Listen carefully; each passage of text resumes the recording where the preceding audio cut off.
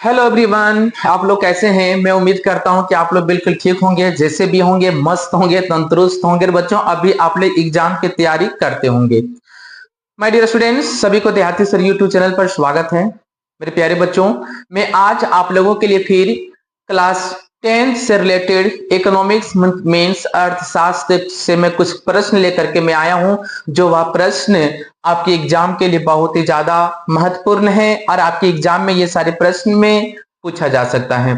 तो बच्चों, वीडियो को आप स्किप नहीं कीजिए, वीडियो को शुरू से अंत तक वॉच कीजिए, तभी आपको सारा क्वेश्चंस का आंसर समझ में आ सकता है। तो चलो मेरे प्यारे बच्चों, मैं क्लास को शुरू करता हूं। देखिए मेरे प्यारे बच्चों, क्या है, देखिए मानव विकास का क्या उद्देश्य है। ठीक है, मानव विकास है ना। मानव समझे कि हर इंसान अपने जीवन में कुछ ना कुछ विकास करते हैं, चाहे वो जिस जिस तरह से करे, है ना। हाँ बच्चों, तो देखिए क्या होता है कि मानव विकास का उद्देश्य लोगों के जीवन की गुणवत्ता में क्या करना, सुधार लाना, ताकि वे स्वस्थ, शिक्षित और सम्मानजनक जीवन जी सकता है। ठीक है बच्चों, समझ में आ गया। बच्चों, क्या है कि मानव जीवन का विकास लोगों के जीवन की क्या करना, गुणवत्ता में सुधार लाना। मानव के जीवन में क्या करना, सुधार लाना, ताकि वे क्या कर सके, स्वस्थ रह सके, शिक्षित बन सके और वो समान जनक मतलब इज्जत भाव सम्मान के साथ वो अपने समाज में क्या करे, जीवन को जी सके बच्चों। ठीक है, और बोलता है बच्चों क्या है, यह लोगों की क्षमताओं, है ना, यह लोगों की क्या करता है, क्षमताओं का विस्तार करने पर जोर देता है। लोगों की क्षमताओं को क्या करता है, विस्तार करने पर जो होता है जोर देता है, ना कि केवल आय बढ़ाने पर, ना कि केवल आय बढ़ाने पर जोर देता है। ठीक है बच्चों, तो आपको ये पहला प्रश्न समझ में आ गया होगा। ठीक है माय डियर स्टूडेंट्स, तो देखिए अगला प्रश्न है कि प्रति व्यक्ति आय क्या होती है। प्रति व्यक्ति आय क्या होती है माय डियर स्टूडेंट्स। तो देखिए, जो देश की कुल आय कुल जनसंख्या से जो भाग देकर निकाली जाती है, हम उसे क्या कहते हैं, प्रति व्यक्ति आय कहते हैं बच्चों। इसे औसत आय भी कहा जाता है माय डियर स्टूडेंट। ठीक है, तो चलिए हम लोग अगला प्रश्न देखते हैं कि राष्ट्रीय ग्रामीण रोजगार गारंटी अधिनियम 2005 को काम का अधिकार क्यों कहा जाता है बच्चों। ठीक है, समझिएगा कि राष्ट्रीय ग्रामीण रोजगार गारंटी अधिनियम 2005 ये हमारा ये काम का अधिकार है ना।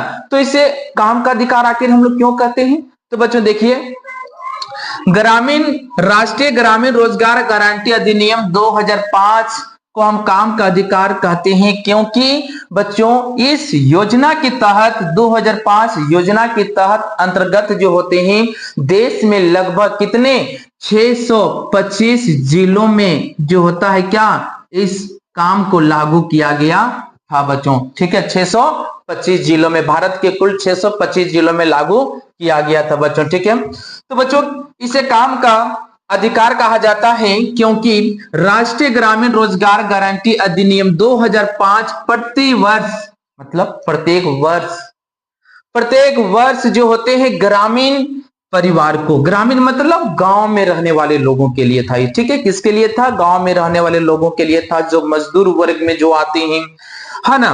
परिवार को 100 दिनों का रोजगार सुनिश्चित करता है। कितने, 100 दिनों बच्चों ने, कितना होता है 365 दिन। उसमें 365 दिन में जो होते हैं 100 दिनों की काम जो होता है, इसमें मजदूरों की रोजगार को सुनिश्चित किया गया था माय डियर स्टूडेंट। ठीक, कितने 365 दिन में कितने 100 दिनों का रोजगार पक्का देने का वादा किया गया था।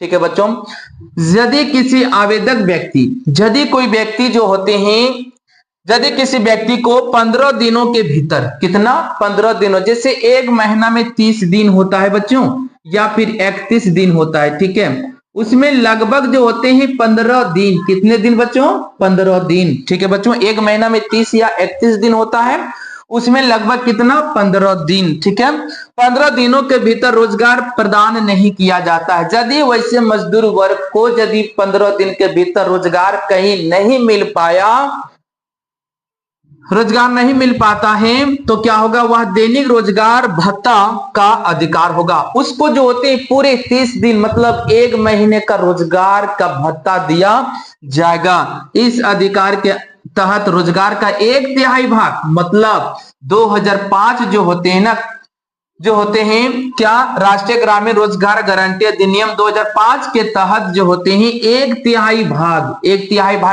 भाग किन लोगों को, मतलब महिलाओं के जो होते हैं लिए आरक्षित होगा, और एक तिहाई भाग जो होते हैं या रोजगार किसके लिए होगा, महिलाओं के लिए भी होगा। ओके माय डियर स्टूडेंट्स, देखिए आपको शॉर्ट फॉर्म में दिया रहेगा इस प्रकार से, तो आपको डरना नहीं है। म ग र ग्र रो ग या 2005, ठीक है।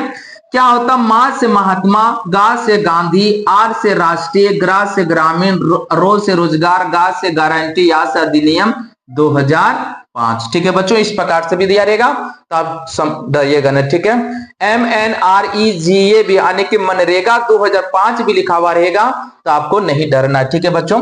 देखिए अगला प्रश्न है कि निजी क्षेत्र किसे कहते हैं। निजी का मतलब होता है क्या, अपना, प्राइवेट सेक्टर जितने हैं सब निजी हैं, ठीक है बच्चों। तो देखिए क्या है, जिन क्षेत्रकों की परिसंपत्तियां एवं सेवाओं किसी विशेष मतलब कोई एक व्यक्ति है ना, किसी विशेष व्यक्ति या कंपनी के हाथों में होती है, तो हम क्या कहेंगे, ऐसे क्षेत्रकों को निजी क्षेत्र कहा जाता है माय डियर स्टूडेंट, ठीक है।